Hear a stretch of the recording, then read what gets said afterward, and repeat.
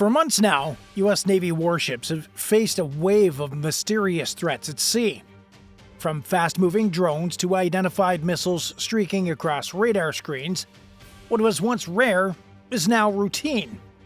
Destroyers have shot down incoming projectiles. Carriers have gone to full alert. Entire strike groups have been forced to react within seconds. And yet, no one knows who will try next. Today, it starts like any other patrol. A calm sea, a slow sunrise, and a fully armed U.S. Navy carrier strike group cruising through international waters. Routine. But lately, routine doesn't mean safe. In recent months, Navy destroyers like the USS Carney and Laboon have intercepted dozens of inbound threats in the Red Sea. The Red Sea has quietly become one of the most dangerous bodies of waters on the planet, where the threats don't announce themselves, they just appear. Drones, anti-ship missiles, unknown objects moving fast and low. One destroyer even shot down 14 drones in a single night. And this morning, it feels familiar. On the radar, a blip appears. Small, fast, and not responding to identification requests. Within seconds, more contacts show up. Multiple, close range, low altitude. Then the call goes out for general quarters. All hands, man your battle stations. Here we go. Inside the Combat Information Center, the mood flips. Calm disappears. Boots pound the steel decks. Radios explode with orders. The crew doesn't need to guess what's happening. They've trained for it, rehearsed it, lived it. Because when you're sailing in hostile waters with a multi-billion-dollar carrier in your wake, you don't get to wait. You act. And the question becomes, what happens when someone dares to strike a fully armed U.S. fleet at sea? The location? Somewhere between the Strait of Hormuz and the Gulf of Aden. A narrow, volatile stretch of ocean where oil tankers, warships, and shadowy actors all compete for the same space, and sometimes for control. The U.S. Navy calls it high-density threat environment. This morning, a full carrier strike group is underway. At the center sails a Nimitz-class aircraft carrier, a 100,000-ton floating fortress loaded with fighter jets, surveillance aircraft, and nearly 5,000 personnel. Escorting her, two Arleigh Burke-class destroyers and a Ticonderoga-class cruiser, each packed with missiles, radar arrays, and electronic warfare systems. Out ahead, a supply ship cuts through the water, a lifeline of fuel and ammo that keeps the group moving like a mobile city. Together, they are one coordinated weapon system, one floating ecosystem designed not to just fight, but to endure. And out here, they need to. Because this region has changed. The threats have evolved, from distant radar pings to swarms of autonomous drones, fast attack boats, and low-flying missiles masked by terrain or sea clutter.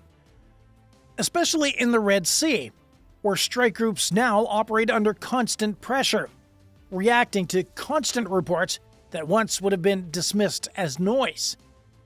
That's why the Navy doesn't wait anymore. High above the group, an E-2D Hawkeye orbits in wide loops. This aircraft is the fleet's flying radar dish. It tracks hundreds of targets simultaneously and relays critical data to ships and aircraft in real time. It's the Navy's eyes in the sky. At an even higher altitude, an MQ-4C Triton drone maintains a silent vigil. Flying at 55,000 feet, it sweeps for electronic emissions and thermal signatures. It can detect the faint heat trail of a missile launch or the weak radio pulse of a ground controller hidden miles inland.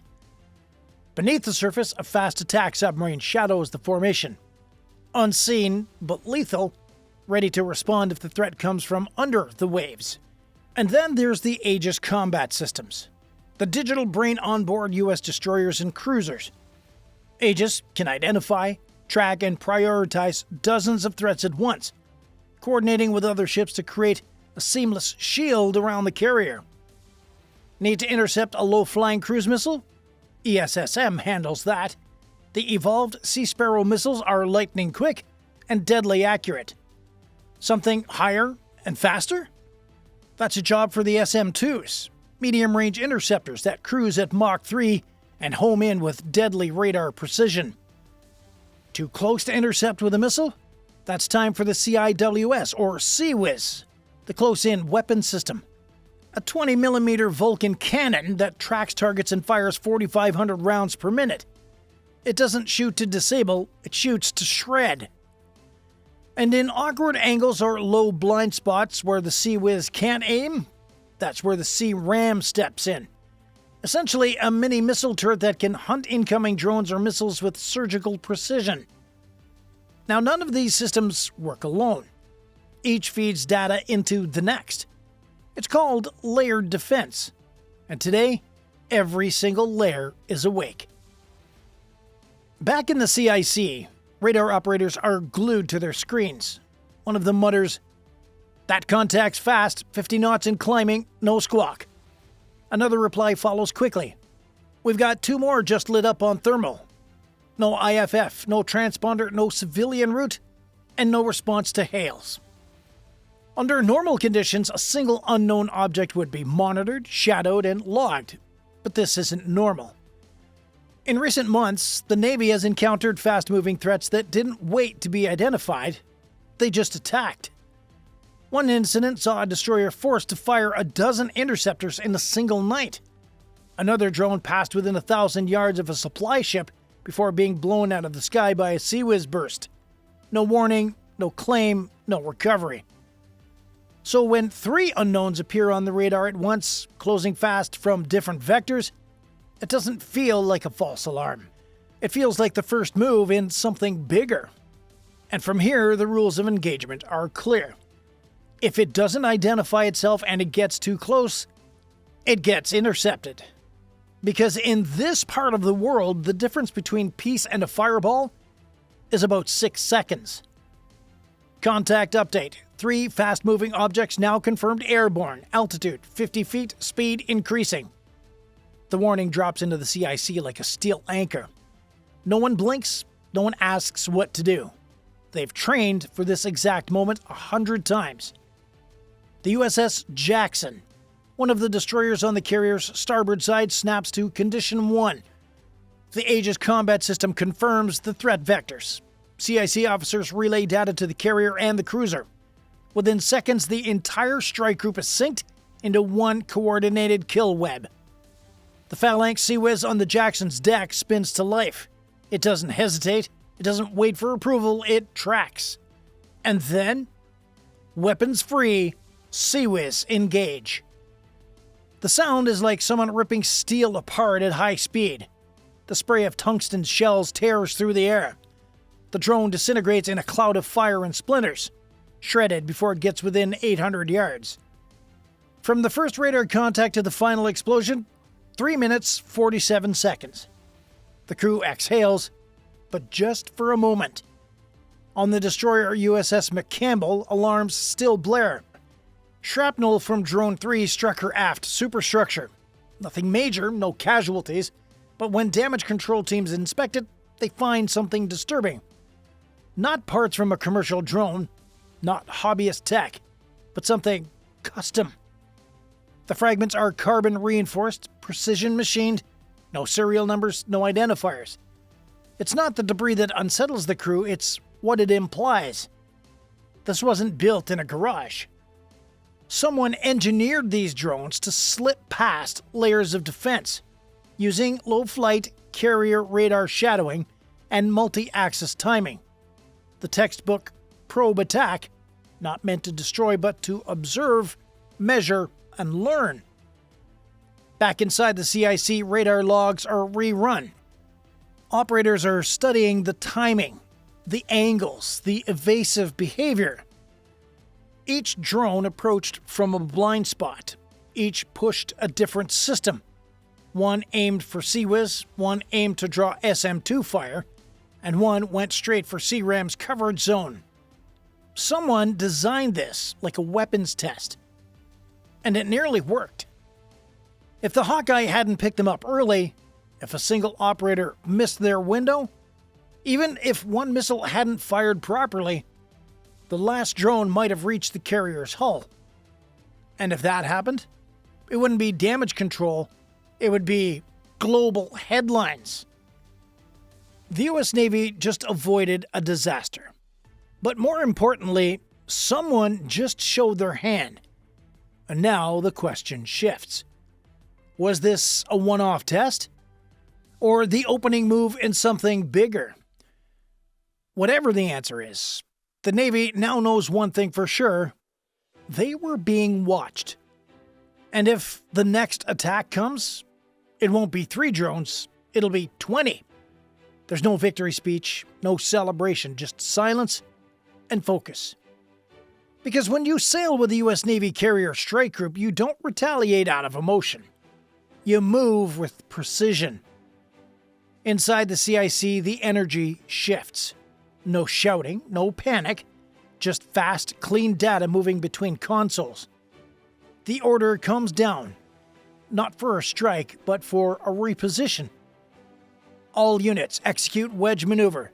Carrier offset 10 degrees port, escorts extend formation. To anyone watching from afar, it looks like a minor course correction. But within the strike group, it's a strategic realignment. The radar net expands. Overlapping coverage is tightened.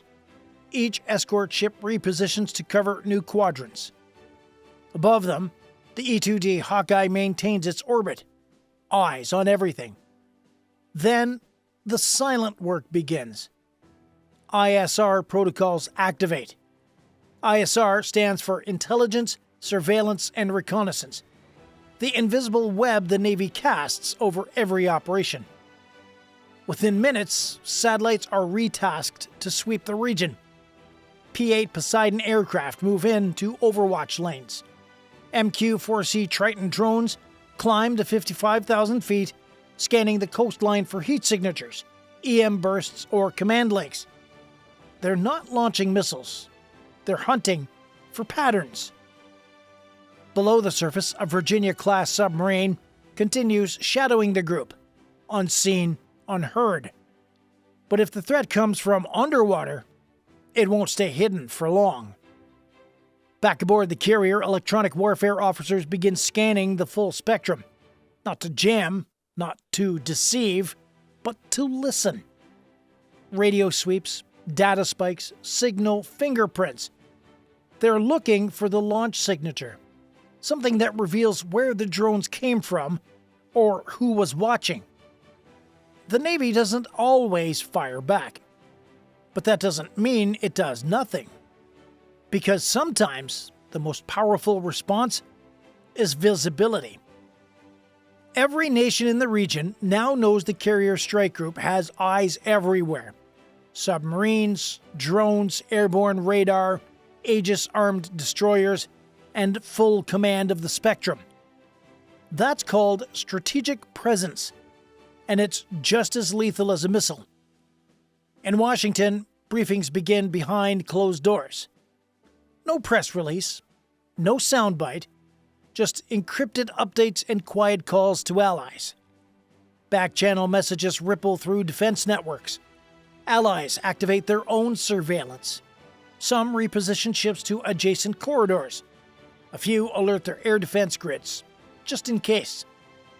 To the public, it seems like nothing happened. The United States doesn't chase ghosts. It waits, watches, and prepares. Because retaliation isn't the only way to project power. Sometimes you hold fire so that the next attacker sees how calm you stayed. In the following hours, a broader ISR net unfolds. Patrol zones extend. Flight decks rotate crews for round-the-clock coverage. Even supply ships begin drone surveillance. And deep in the Combat Information Center, a single update appears on the screen. Threat vectors remapped. Protocol, sustained readiness, no further contact. The adrenaline fades, but the posture doesn't. No one's standing down, because the Navy knows better. This wasn't just an attack, it was a test. And the only correct response to a test like that?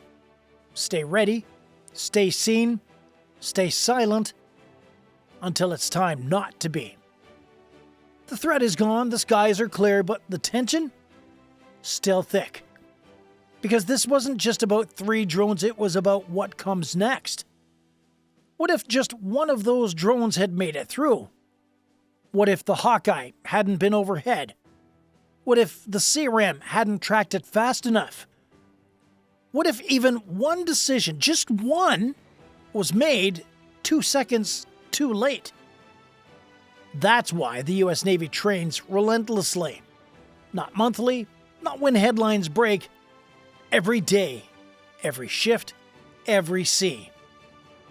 Because even with layered defenses like Aegis, SM-2s, SeaRAMs, and CIWS, the truth remains warships are vulnerable. Not because they're weak, but because modern threats are designed to bypass strength. Low, fast, smart, swarm-based. Ghost signals. One missed blip and the outcome changes entirely. And that's exactly what today proved. Readiness isn't a slogan, it's survival. This incident, like others before it, will now be analyzed in tactical reviews, rebuilt in simulation scenarios, and baked into training protocols across the fleet. Up in orbit, satellites continue to track the region. Below the waves, submarines remain unseen. And far out on the horizon, other navies are watching closely. They're asking the same question. Will the US keep its edge? But if today proved anything, it's this. The edge never left. Because comm isn't luck, it's doctrine, it's engineering, it's discipline. And while the sea may look peaceful again, everyone on board knows better. There's always something below the surface. So now we ask you, what would have happened if one drone made it through? You think the US Navy's defense net is strong enough for a real swarm? Or are modern threats evolving too fast for even the best crews to keep up? Drop your thoughts in the comments and tell us this. Which would be harder to defend against? A drone swarm, a stealth submarine, or a floating sea mine? We read every reply. If you enjoyed this breakdown, hit that like button and subscribe for more real Navy incidents turned into cinematic stories.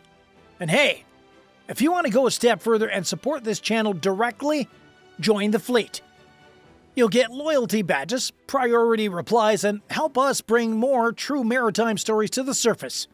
Click join on our channel page and get on board. Thanks for watching.